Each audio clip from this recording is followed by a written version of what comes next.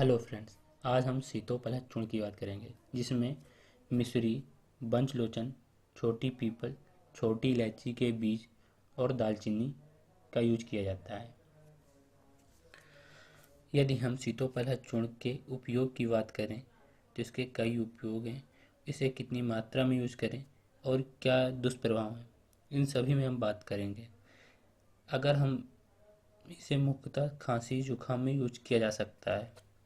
Adult person को 4 से 5 ग्राम गर्म जल या शहद के साथ यूज कर सकते हैं।